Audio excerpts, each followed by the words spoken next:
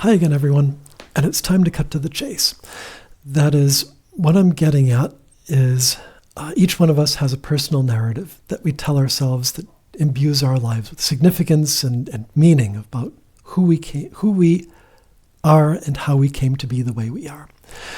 My personal narrative, if I shrink it down as much as possible, is that I had an idyllic early childhood.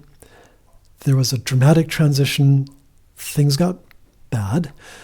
And then because of being able to endure those bad things, eventually I came to a better place with more opportunities, and then things got much better for me over time. And, I've had decades of enjoying what's quite a good life. That narrative isn't entirely true. Pre-MBTI, I would have said it's because of, strength of character or just outright stubbornness or other things that I assign to who I am that managed to let me endure and overcome. Post-MBTI, I would have said more to the tune of, because I am an INFP, I was able to overcome these hardships and go on to live a good life, take advantage of opportunities, and not succumb to the hard years that I had to endure. Well, the false part of that narrative is that I realized going through and taking stock of the things that happened during the bad years, that a lot of what happened could have been prevented. It was SE blind spot, FE ignoring, not understanding the social fabric, not understanding that a reaction was required. And that's what ended up taking problems that I could have dealt with easily and letting them snowball to become much bigger problems. And so the fact of the matter is more like, because I am an INFP, I was forced to have these problems that I then needed to endure and overcome. I created my own problems, or I didn't create them, but I was not able to deal with the easy part of the problem, making it a much bigger and more difficult problem to deal with. And then I realized that this is not exclusive to INFPs. It's for every personality type. Everybody has to endure their own challenges because of who they are. Just looking at my peers and their childhoods and their problems that they faced, some people have got it terrible, as in stuff just goes completely pear-shaped, and they start from so far behind with so many disadvantages. I was fortunate in that I always had food to eat, clothes to wear, and through my teen years, a place to sleep without worrying how I was going to be housed the next month. And even the housing stuff was sort of temporary, trying to sort out during some lean years about where I'd go to live, but that was during the upswing. It wasn't during terrible times. So all in all, I actually didn't have it that bad. But going back to the main point, the challenges that each of us faces, whether or not we're disadvantaged because of other environmental things, we're all going to face challenges in that process of growing up. It's part of adolescence and going through your teen years and becoming an adult. And each of us is going to face, regardless of personality type, certain things that are our personal weaknesses. And those are the things that are going to blow up in our faces to become much bigger problems than they should. And I'd love to go into particulars, but I don't want to start talking about people that I know. But let's say there are family-related challenges and relationship-related challenges. And, I'm going to get myself in trouble, so I'll stop there. But each one of us faces challenges, whether or not we're an ESTP or an ISFP or an ISTJ or what have you. The things that we face are simply different.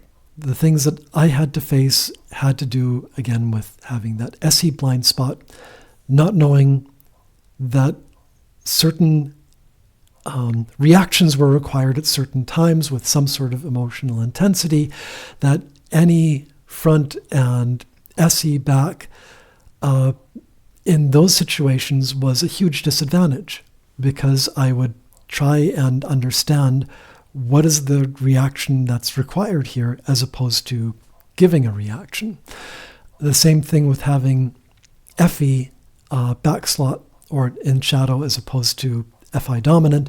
FE ignoring doesn't understand that there's a social fabric here that I could use as a tool to somehow sidestep some of the problems that I was experiencing. So those are my unique problems. And SE in particular is a lot of the challenge for someone who's SE blind is not knowing how to say no. Particularly if you have this FI dominant, if your main tool is about building connections to other people that are highly personal and intimate in nature, using that even without kind of romantic intimacy, just saying, this is how you go to the world, is by going deep with people and understanding them intimately. And that is not good in a lot of situations. It's not what's called for. And so when you're faced with a situation where you're called for to provide some sort of a direct response onto the social fabric that carries action to it, that's just not going to play well.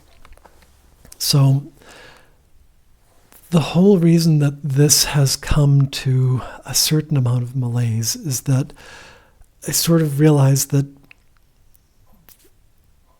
the problems that we have, other than making sure that as we go through this growth and maturation, making sure that everyone's fed and clothed and sheltered to the extent that that's possible, we are going to be, because of our personality type, because of our strengths and disadvantages, we have certain weak points that are going to be problematic, all of us.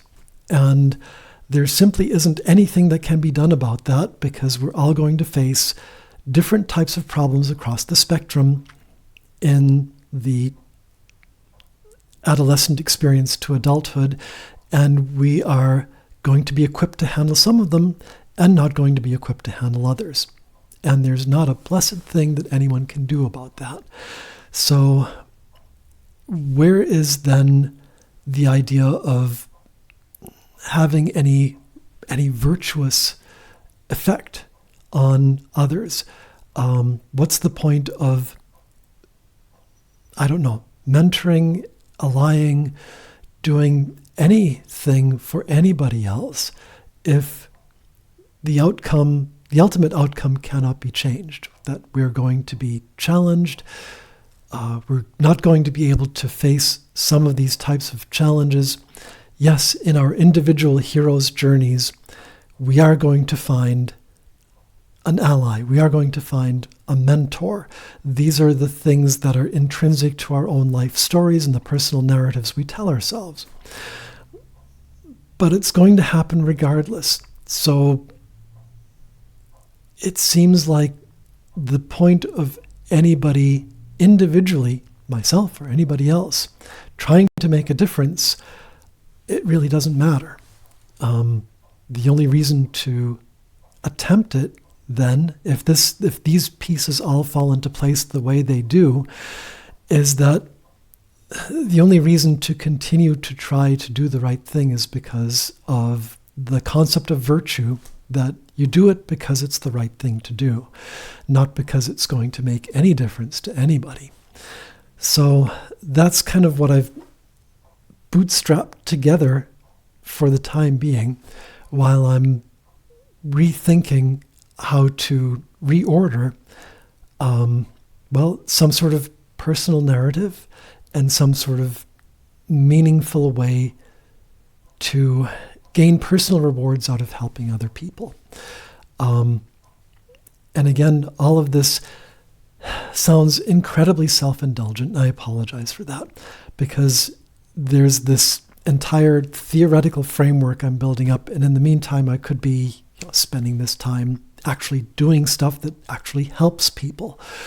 And this is also kind of a pain point, let's say, that it's like, I'm in my head going through all this nonsense and tinkering with it, while perhaps it would be more virtuous to do something that actually made a real difference.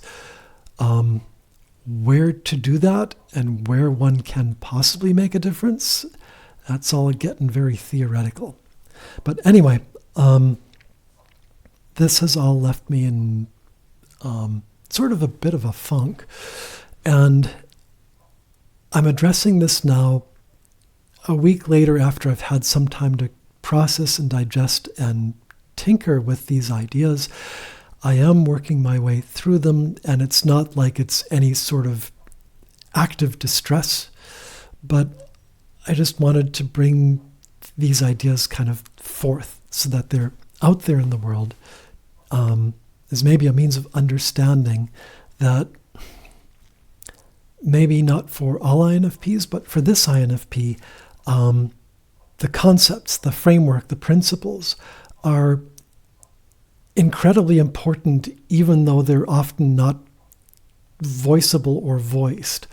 And so a lot of this, while I've kind of put it to words, and one could make a judgment off that saying, that's really deep, or yeah, that's dime store philosophy and it's idiotic, or it's incredibly selfish and self-indulgent.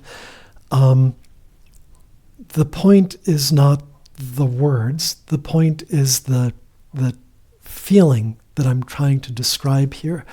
That it's simply